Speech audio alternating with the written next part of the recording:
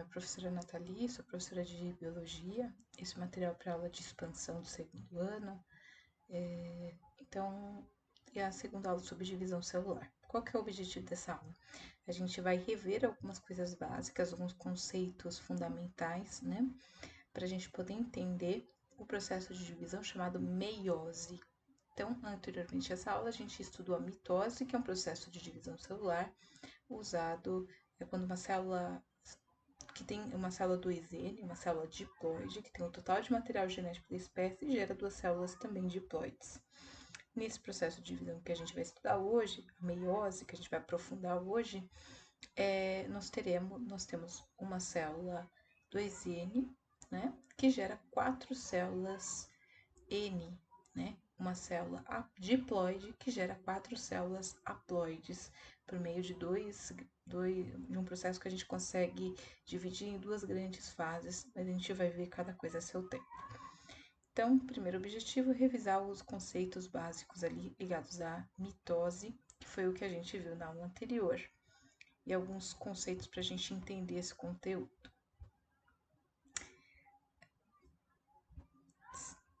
Então, vou pegar aqui meu apontador a laser, vamos ali ver, né? Eu vou deixar aqui um tempinho para quem tiver interesse. Eu salvei um material de aula, esses PDFs, né, com seus respectivos textos, num link na internet, uma pasta, né, do Drive, e aí você consegue acessar escaneando esse QR Code, tá? Então, escaneando o QR Code, você vai direto para esse material em PDF, aí vai ser possível baixar no celular, enfim, né? Você poder ter a sua cópia para tirar, fazer suas anotações em caderno, como você achar melhor para sua estratégia de aprendizagem, tá bom? Então, QR Code do conteúdo. Guardar um minutinho para dar tempo de escanear.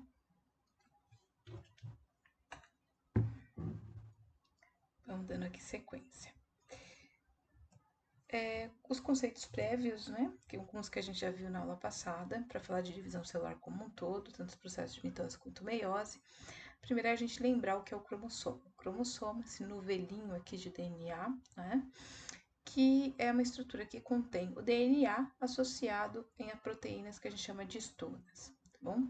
A gente enxerga o cromossomo apenas em células em divisão. Então, aqui no esqueminha eu tenho o DNA, esse DNA é enroladinho em proteínas chamadas histonas, cada proteína dele dá duas voltinhas. Depois a gente tem essa estrutura enrolada nela mesma, espiralizada mais uma vez, até um estado máximo de condensação que gera essa unidade morfológica que a gente chama aqui de cromossomo. No cromossomo simples, né, a gente tem os braços, né, que é o braço e o centrômero. No cromossomo duplo, nós temos os braços aqui, né, e nós temos o centrômero. Cada uma dessas partes aqui a gente pode chamar, cada metade aqui do cromossomo a gente chama de cromátide. Os cromossomos, eles podem ser classificados de acordo com a posição do centrômero, tá? Quando ele está na metade do corpinho aqui do cromossomo, a gente fala que esse cromossomo é metacêntrico. Quando ele está aqui, né, mais um pouquinho fora do centro, a gente chama de submetracêntrico. Muito mais fora do centro, acrocêntrico. Só na pontinha, telocêntrico. Então, é mais fácil olhar a imagem, né, do que conceituar, né? Metacêntrico, submetacêntrico, acrocêntrico, estelocêntrico. Essa classificação vai ajudar quando a gente faz estudo dos mapas de cromossomos, tá?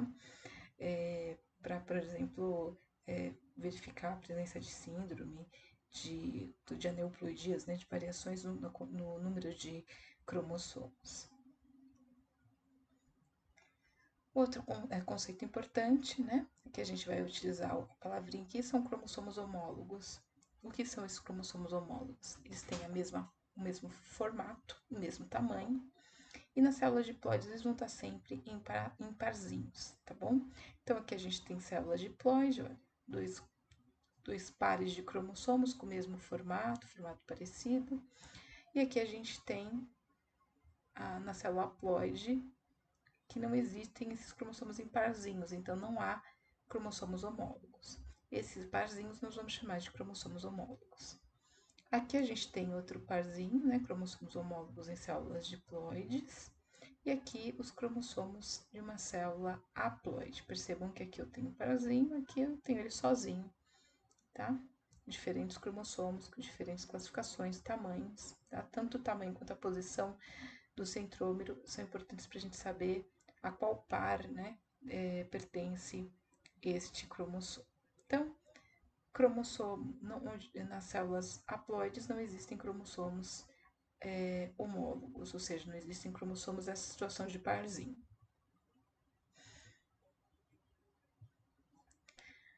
A mitose foi a divisão que a gente viu na aula anterior, né? Ela é uma célula do N vai gerar duas células do N. Se uma célula for haploide, ela vai gerar duas filhas também haploides, células filhas haploides, ou seja, na mitose, a célula mãe vai gerar células filhas, duas, né, na mesma quantidade, com a mesma quantidade de cromossomos da célula mãe, ok? É importante a gente saber, por isso é que acontece, né, por exemplo, a reprodução de células quando a gente tem um ferimento, para cicatrização ou para regeneração de tecidos, né, acontece no nosso corpo, esse processo de divisão mitótica. Então, a gente fala que a mitose é uma divisão que é equacional. Equacional porque as células filhas vão receber a mesma, né? Você pode entender essa por igual, mesma quantidade de células, de cromossomos, perdão, da célula mãe. Na mitose, na aula passada a gente viu que ela é dividida antes da mitose a gente tem o período de intérfase, dividido em G1, S e G2, sendo que nesses momentos a gente tem preparação em G1 para a divisão celular, em S a gente tem a duplicação do material genético com o evento mais importante, em G2 a gente tem a checagem desse processo de divisão. E depois de intérfase, a célula vai entrar na divisão celular propriamente dita em mitose. A mitose é iniciada pela prófase. A gente tem uma animaçãozinha na tela.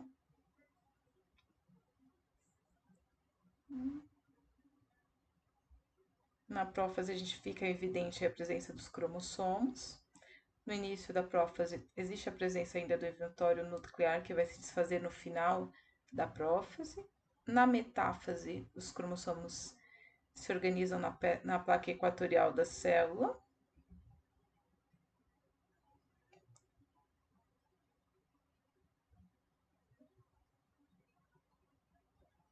Vocês estão vendo aqui os centríolos e o fuso acromático, passando pelos centrômeros dos cromossomos.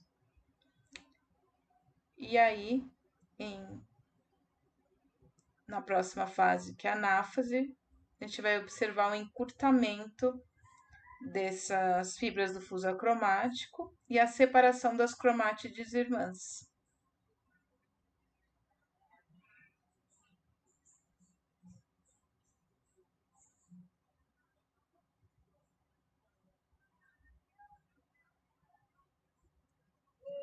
Cromátides irmãs separadas.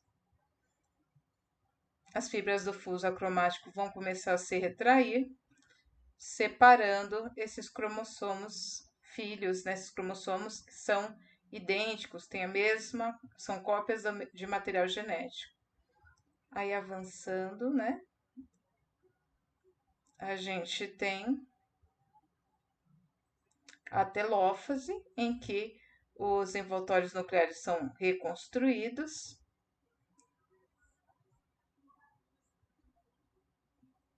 E o processo de divisão, né, que vai culminar na telófase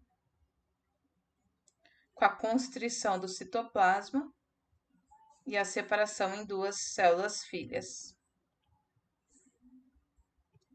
Tá?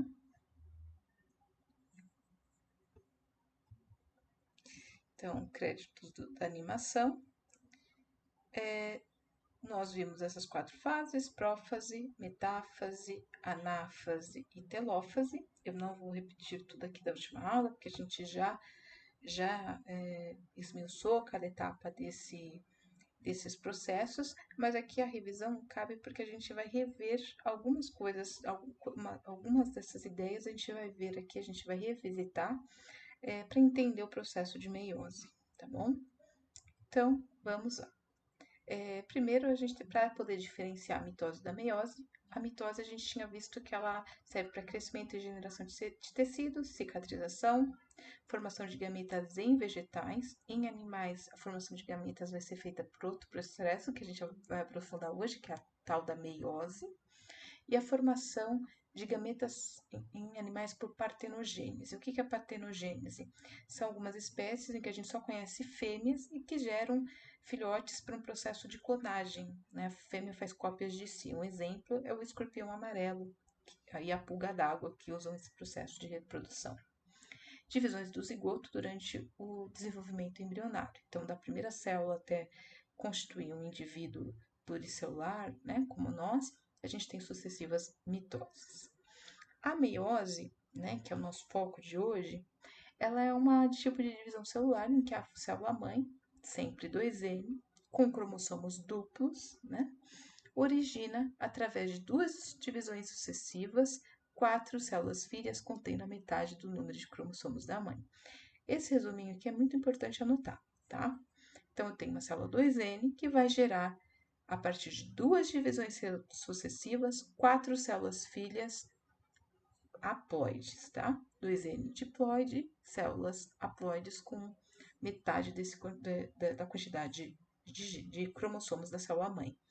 Então, a gente sabe que na meiose, o número de cromossomos das células filhas vai cair pela metade.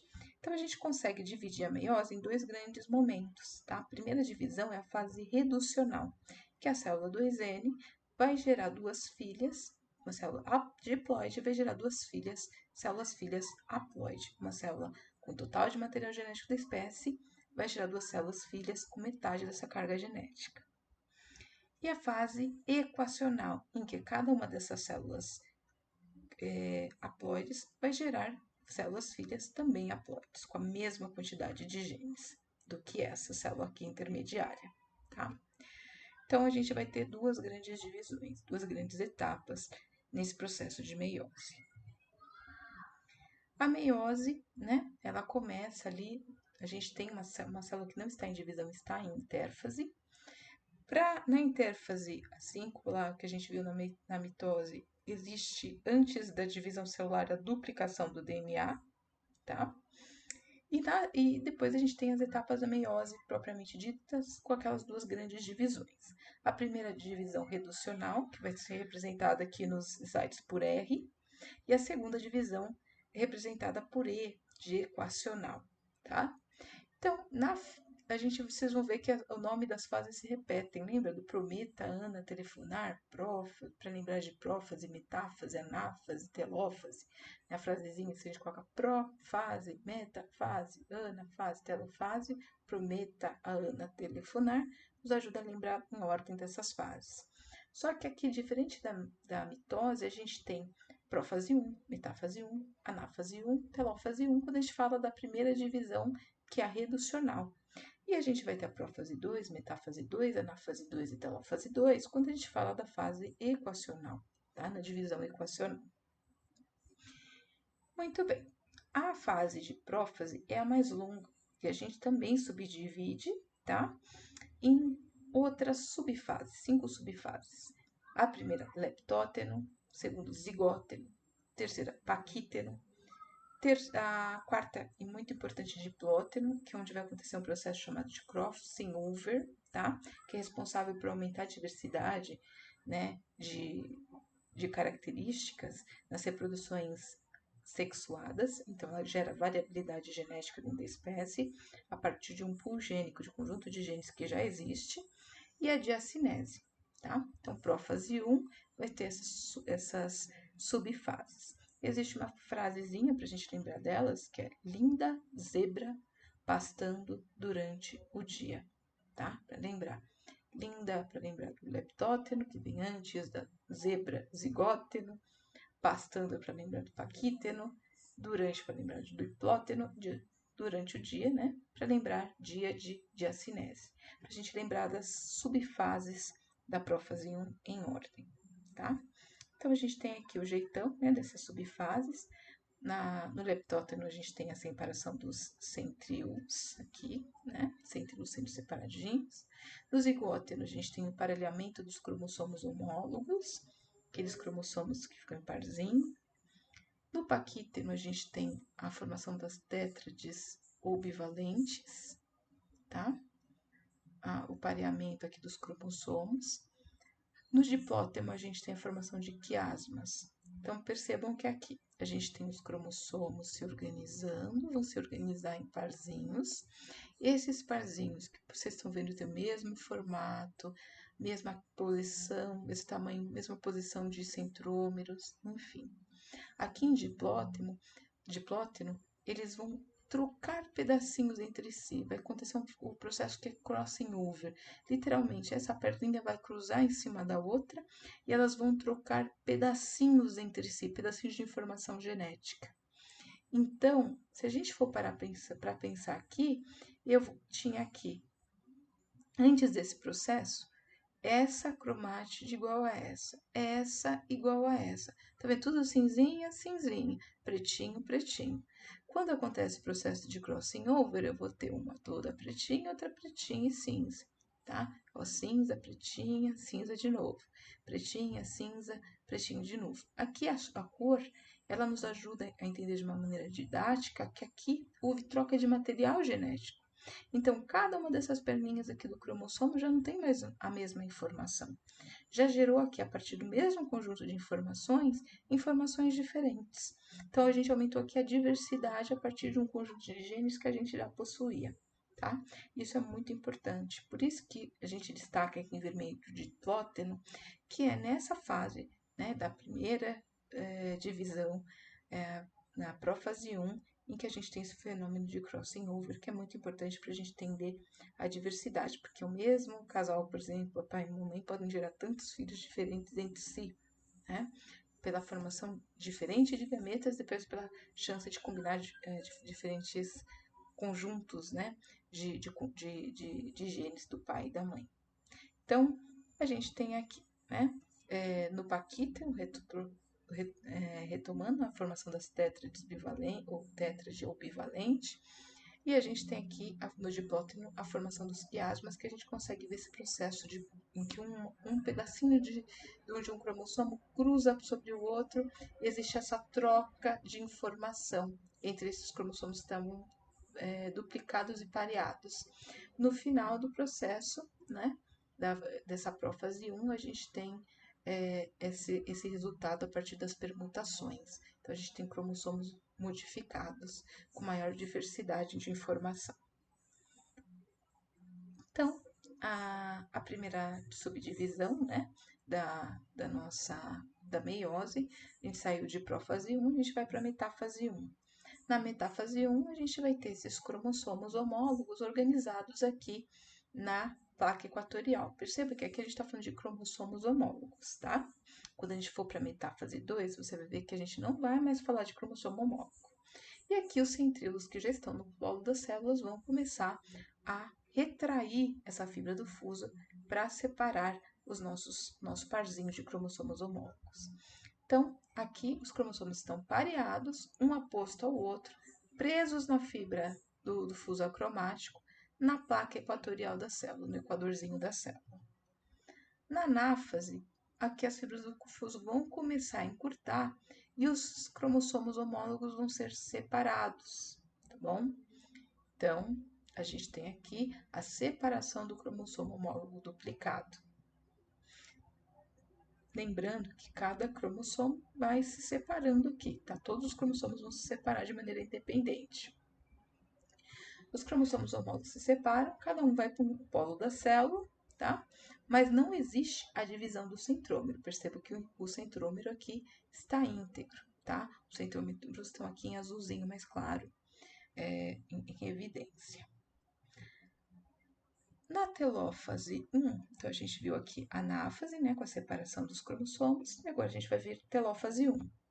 Nessa na telófase 1, ainda da fase reducional, a gente vai ter a reorganização do núcleo. Vocês percebam que muitas coisas a gente consegue comparar com mitose, tá? A formação e reintegração de novo núcleo e a divisão do citoplasma, que a gente chama de citocinese. Então, aqui, a célula 2N originou duas filhas N, ok? Uma célula diploide originou duas células filhas haploides. Os cromossomos continuam duplos. Vocês viram que não teve a divisão do centrômero. O centrômero continua bonitinho. O que teve foi a divisão dos parzinhos de cromossomos dos tais dos cromossomos homólogos. Existiu a formação de duas novas cariotecas e dois novos núcleos. E no final dessa telófase, os cromossomos vão se desespiralizar. Então, a gente vai deixar de enxergar cromossomo e a gente vai passar a enxergar cromatina, tá? Muito bem.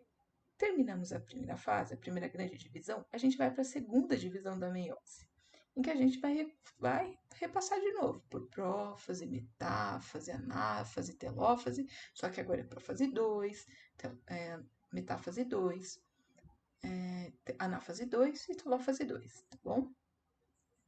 Então, a gente tem aqui as duas células filhas, tá? Agora duas células N, e a gente vai falar de uma divisão equacional, ou meiose 2. Essa divisão equacional vai gerar duas células filhas para cada celulinha dessa, também haploide. Então, aqui eu tenho uma célula haploide, que vai gerar duas células filhas haploide, tem uma segunda célula haploide, que vai gerar duas células filhas também haploides.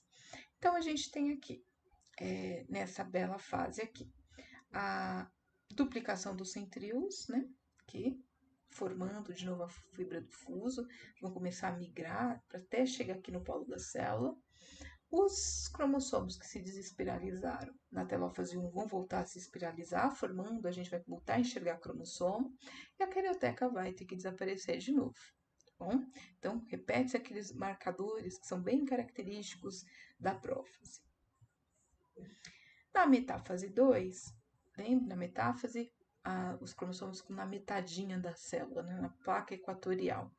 Aqui, os cromossomos não homólogos, lembra que a gente já teve a separação dos cromossomos homólogos, eles vão estar aqui organizados na placa equatorial da célula, tá? Lado a lado.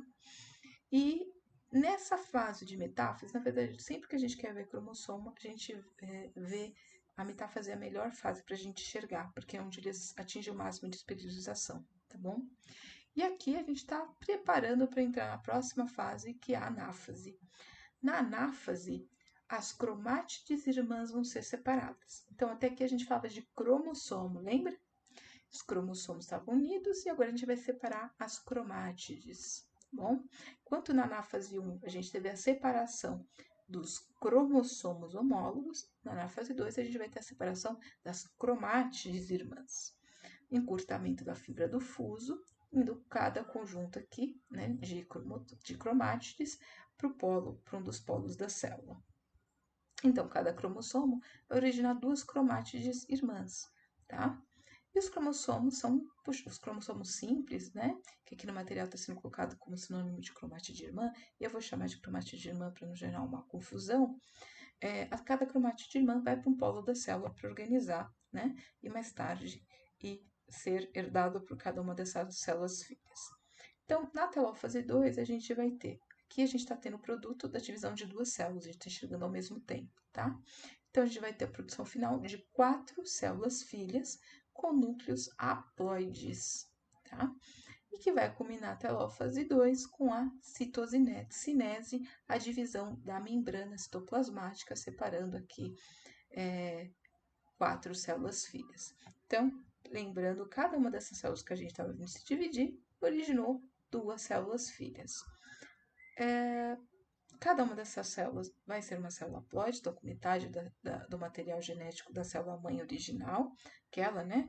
Antes da gente começar a primeira fase, a primeira divisão reducional da meiose.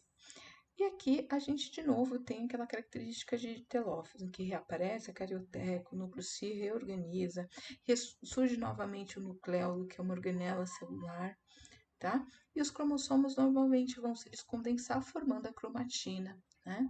A gente deixa de enxergar os cromossomos.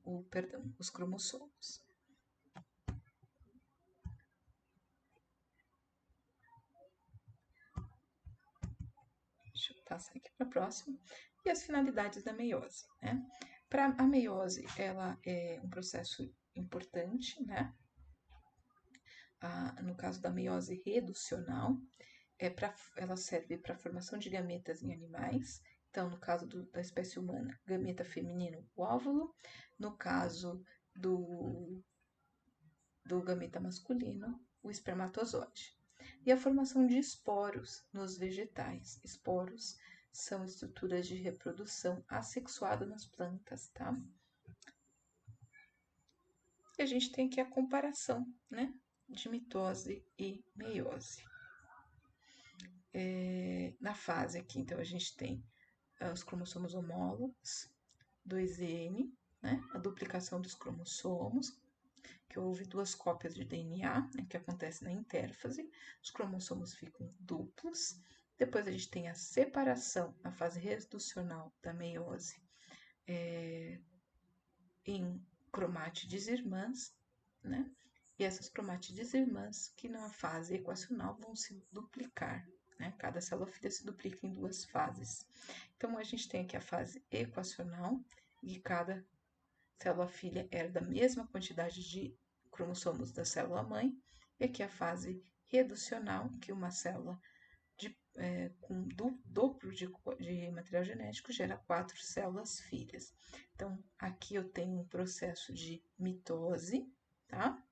Célula 2N vai formar células 2N, e aqui eu tenho o processo reducional, né, da meiose, em que células 2N geram 4 células N. Às vezes os alunos perguntam, né? Pode existir um erro ali quando a gente tem a divisão, né, celular? Podemos ter erro? Sim, a gente pode ter erro, sim. Nesses casos a gente pode ter, por exemplo, um erro de disjunção dessa separação dos cromossomos, tá? Nas fases de anáfase. Em vez de a gente separar os cromossomos, a gente separa eles vão em parzinhos. Quando acontece esse erro, a gente tem uma variação na quantidade de cromossomos, tá?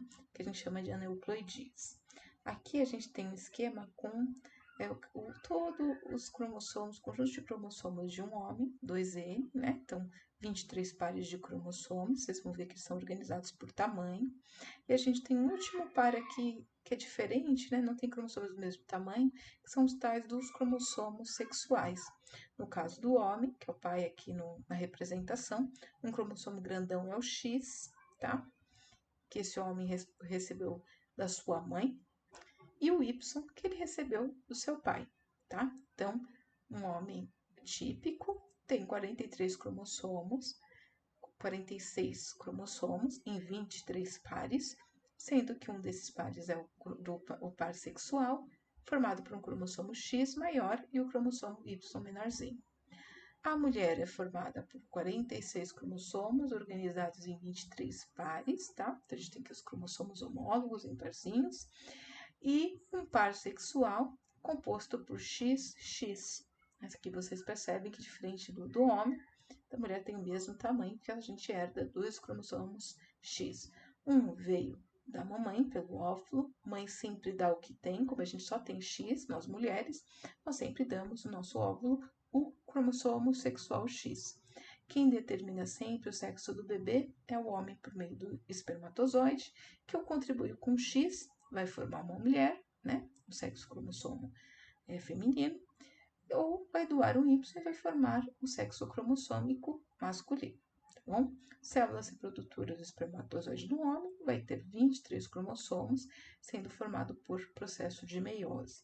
Então, aqui a célula 2N gerou células N, 46 cromossomos, uma célula diploide, a célula haploide, né? O espermatozoide, célula reprodutiva masculina, vai ter 23 cromossomos.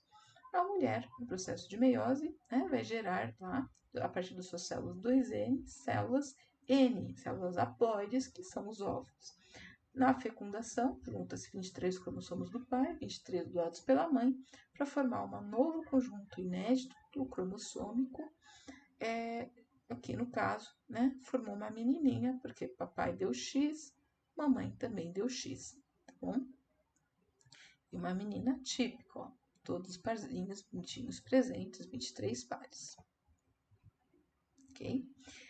Quando acontecem erros na disjunção ali, né, dos cromossomos, homólogos, enfim, nos processos da meiose, a gente pode mudar não a quantidade, né, mas pode acontecer a mudança,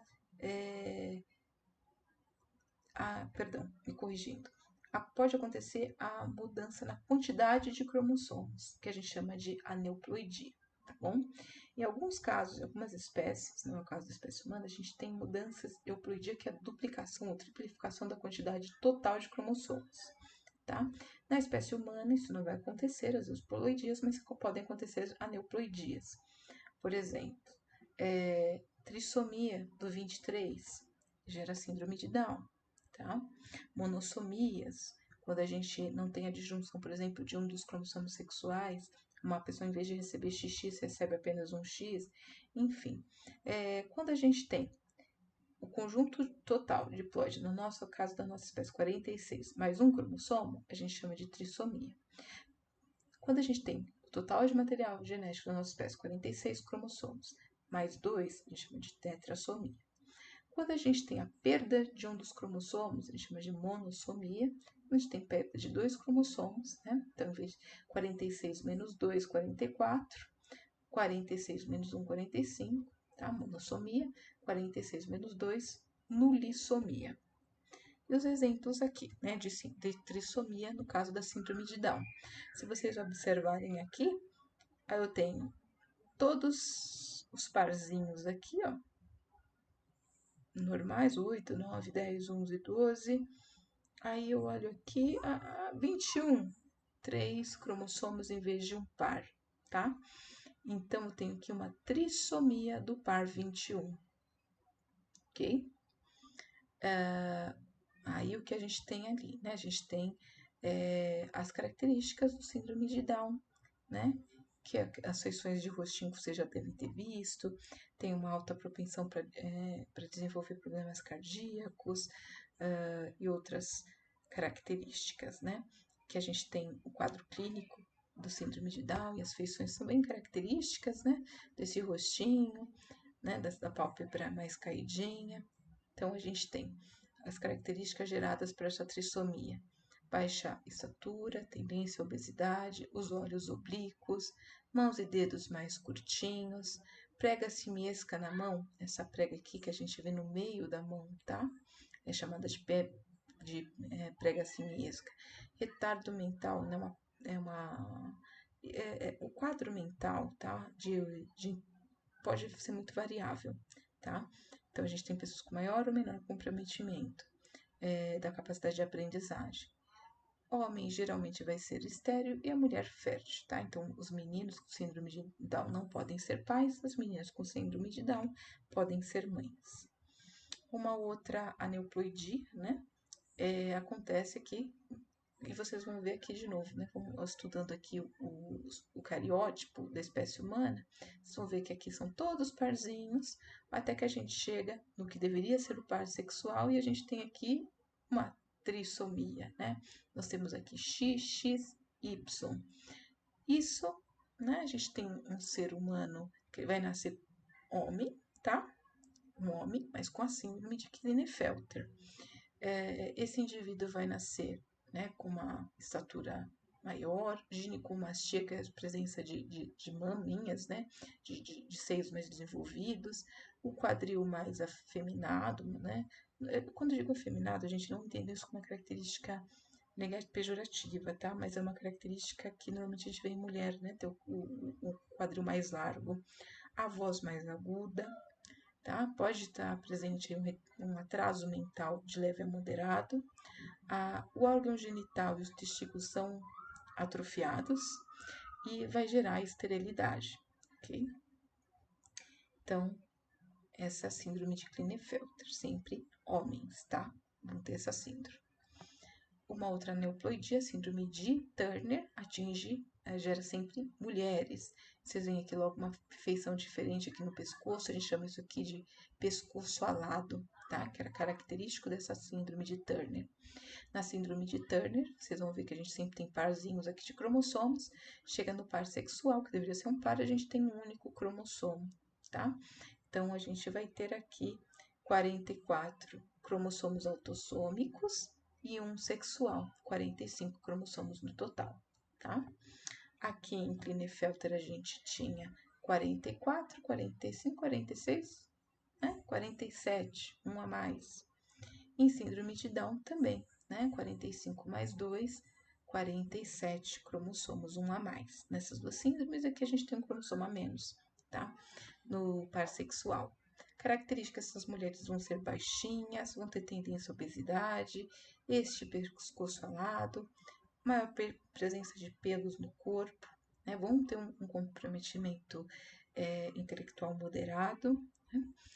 Esterilidade, não vão poder, não vão ser estéreis, né? Por conta da atrofia dos ovários, onde são produzidos os óvulos, as células reprodutivas femininas, e a gente não vai ter a cromatina sexual nas células. Aqui, a gente tem aqui uma outra condição de aneuploidia, em que a gente tem a síndrome do Y duplo, né? Nesse conjunto gênico, vocês vão perceber que a gente tem até o par 22 autossômico normal, né? Sempre parzinhos de cromossomos. Tem o cromossomo X, e onde devia ter apenas um Y, a gente tem dois Ys, tá? Só acontece em homem, né? Tem o Y é homem.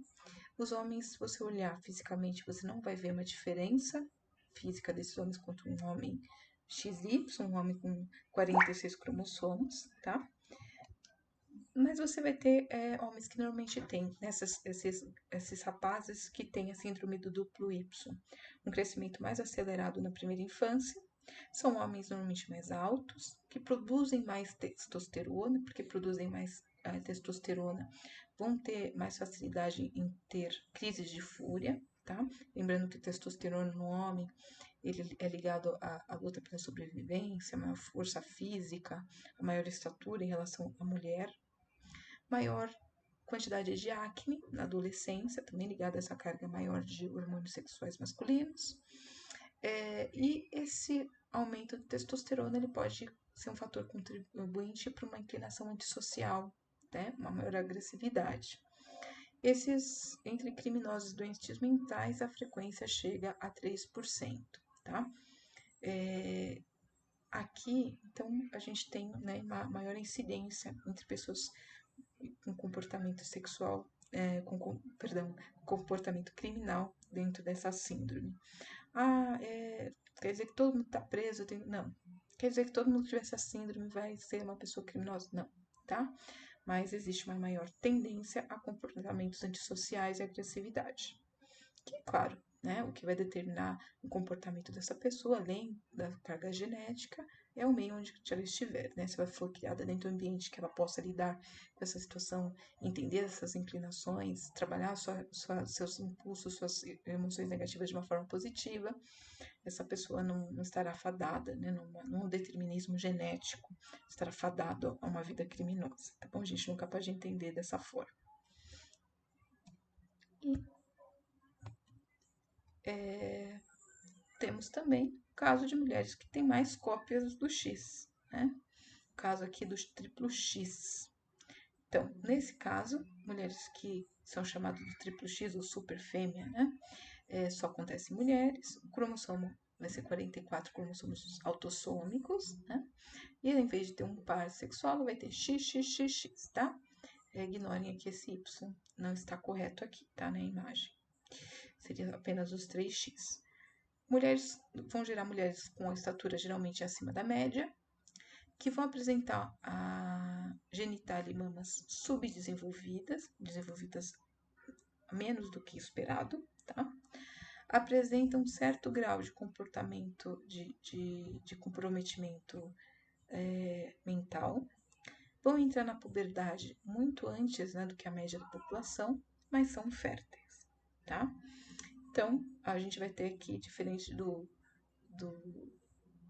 da síndrome do duplo Y, a gente vai ter algumas diferenças físicas, tá?